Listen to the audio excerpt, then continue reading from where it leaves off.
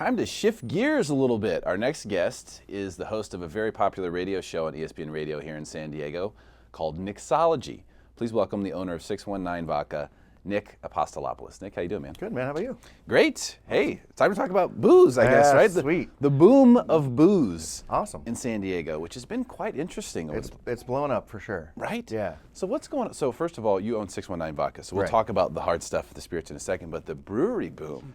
The brewery boom is pretty insane. In fact, we were doing a show a few weeks ago, and I kind of wanted to do a little background research, and it turns out that as of 4 weeks ago, there were 105 breweries in San Diego, and about 50 more in the middle of the permitting process. Wow. So they're opening, I mean, it seems like every other week I drive around and I see a new brew pub. So they're kind of going crazy. They're going crazy, but it seems like it's sustainable. In other It words, is they're doing sustainable, well. and part of the reason for that is, and we'll get into this later with the spirit stuff, part of the reason for that is that the breweries, and much like wineries, get to operate on a different set of rules than the spirits world. So a lot of those guys can open up and make money, even if it's only with just people coming in to try their beers, right? They can actually open a restaurant and bar, and just the breweries kind of, not secondary, but it allows them to actually make money without having to just open up, start brewing beer, and then hope they can get distribution and get into sales channels and that sort of thing. Okay. So it makes it a lot easier for them to open up, and a lot of them are successful doing just that, and they're not even worried about bottling their beer or trying to get it, distributed outside of San Diego and that sort of thing. So, Right.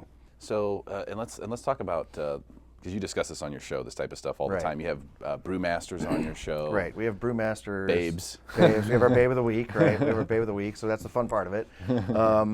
And then, the idea behind the show is we have, it's supposed to be a fun show, obviously, but also we want it to be informative and educational.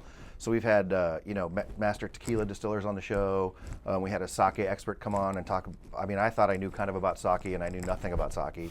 We had some really good information there. What is sake anyway? Yeah, well, it's basically rice wine, right? So Rice wine? yeah, it's basically fermented, but it's really weird because something I didn't know about, which I kind of learned, is that when you brew things like beer or when you make spirits, the first thing you do is take whatever your ingredient is. So in the case of sake, it's rice, and then you convert it, you mash it and convert the starches to sugar, right? And then you add yeast so you can ferment the sugar into alcohol. Sake, that all happens at one time. You put everything in and you wait, and the starches convert to sugar, and the yeast eat the sugar, and when you're done, you end up with sake all in one process, and then they filter it out and do other things to it, obviously.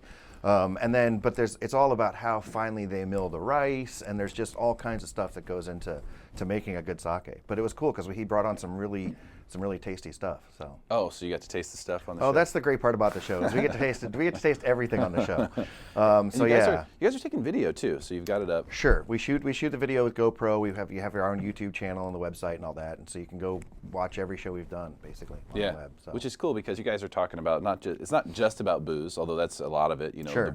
The brewery boom, the different kinds of whiskeys and stuff. I heard you guys talking about whiskey. We did a 1 hour. One episode was entirely about whiskey. That was crazy because yeah. I'm not a huge whiskey guy, right, or even really a big drinker for that matter. Okay. But I was totally enthralled by the whiskey segments. Yeah. I mean, you guys were talking about such intricacies in this stuff. I had no idea it was such an art. It's cool because you can get into the weeds or not get into the weeds. But in the case of the whiskey stuff, yeah, there's North American whiskey, Canadian whiskey, Scotch whiskey, Irish whiskey, all this stuff. And the guys that came in were really knowledgeable. And so we're trying to focus on North American whiskey. But it was cool to get to like I said, for me, I'm in the industry, and I still find myself learning all kinds of crazy stuff doing these shows. So it's really a lot of fun. So much that goes into it. Yeah. And you know how much goes into the vodka side through Right. 619 Vodka. Right. I mean, you built this thing from nothing. Exactly. And it's really I don't know if there's any other local, vodka out there, but 619 Vodka obviously has the 619 in it. Sure. So Yeah. a lot of people recognize that and go, oh, all right, that's a local vodka. Right. Let me give that a shot. And I saw you on the menu at Mary Jane's, Oh, yeah. which is we're on the menu at awesome. Mary Jane's, yeah. Love that spot. They have great cocktails there. Yeah. I forget the name of the one that's got 619 in it, but I had it when it was amazing. I don't remember either. Yeah. There's a lot The of good news restaurants is we're out on a there. few different menus now, so I don't remember all of them. So it's kind of good. It's good we got to that point. Tell me about the process. I'm just curious, I mean, when you decided, all right, I want to make a vodka, what did you have to go through? I tell people it's because I just basically went momentarily insane and thought, oh, I could start a liquor company. But the idea for me came from,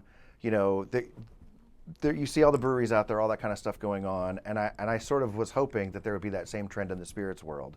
And then my thought was, and I'm sort of more of a whiskey drinker than anything, but whiskey doesn't scream San Diego. So I thought, what's something that really is sort of personifies San Diego, and it's light summer drinking.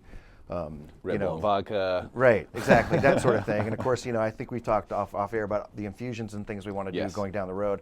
And that to me just lends itself to being more of a San Diego kind of spirit, something we can showcase the city. So is it happening? I mean, where we see the brewery boom, so breweries are going up left and right. Sure. There's all sorts of amazing craft beers everywhere you go. I mean, even here near the studio right. in Sereno Valley, there's like within a couple of miles, right. there's like 5 or 6 different breweries that you can go to. Yeah.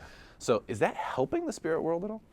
It is. It's taking a while to catch up. And so what happened is the breweries, like I said, are just opening at sort of a rapid pace. I live in North Park, and every time I drive home, I'm like, wait, another brewery.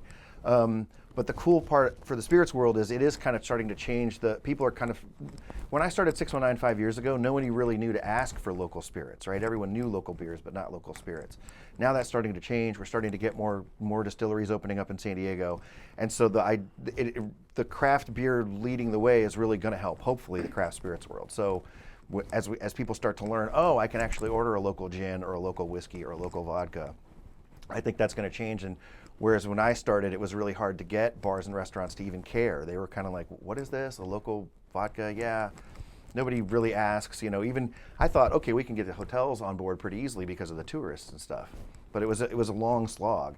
But I think now that's changing, and because you have all these craft beers, I think people are starting to go, oh, wow, there's craft distilleries too. Yeah. And you're going to start seeing displays that just list, hey, these are local craft spirits. And I think you're going to start to see, hopefully, cocktail menus where it's like, hey, here's our regular cocktail menu with Jameson and whatever the other drinks are, but here's a whole cocktail menu made with locally made spirits. That'd be hopefully amazing. Hopefully that will happen. I think it should, Right. whether or not it does. I think it should, because a lot of people want to buy local. They Right. want to support local. Yeah. But ultimately, if you're buying Jack Daniels, that money's finding its way back to Tennessee or wherever Right. it is. Right. So if you want to really help the local economy and you really want to help other local business owners, Right. you have to ask those questions. You have to start asking, where is this from? What is this? Right. Because a lot of people, it's just knee-jerk, I think. They walk in and they go, Grey Goose and whatever. Right. They don't even think about it. Right. And they don't know they exist is the big thing. Yeah. And so I alluded to it earlier, one of the cool things that's happening, and we all thought it was going to be another 3 or 4 or 5 years before this happened, but it's actually happening right now. There's legislation passing in California that will allow distilleries to operate a little bit like brew pubs, meaning that you'll be able to actually serve cocktails there, and they'll be able to sell bottles directly to the general public. It'll be limited to like 3 bottles per person per day, but that's more than enough. I mean, for most people, it's more than enough. But It's like a year's supply for me. right. But so hopefully, what you'll start seeing happening, and probably not this year, but hopefully early next year, is you'll start seeing, much like craft breweries, you'll start seeing small distilleries hopefully popping up downtown where you can go in and the only thing they'll have are local craft spirits. Once that happens, I'm hoping, we're all sort of fingers crossed, that will sort of be the tipping point, and you'll start seeing craft spirits really kind of explode. Yeah, because in fact, you mentioned that it doesn't say that it's local. It just says 619 vodka, so you kind of have to put 2 and 2 together. Right. No, because you go to restaurants and you see the list of beers, and it'll even say from Pasadena, like they list where all the beers came from. And there's just not that sense in the spirits world yet. They don't really get that, hey, this is happening. But there's distilleries opening up in Colorado, and there's one opening on Sunset Boulevard pretty soon in Hollywood. So there's going to be a lot more of that, I think, happening. Okay, really cool stuff. Thanks for coming, Nick. Really appreciate your time today. Absolutely, man. Thanks for having me. Nick Apostolopoulos, he's the owner of 619 Vodka. Check out his show, Mixology. It's every single week on Tuesdays at noon. ESPN Radio 1700. Check him out there, and we'll be back with more commercial-free content right here on Smarter San Diego TV.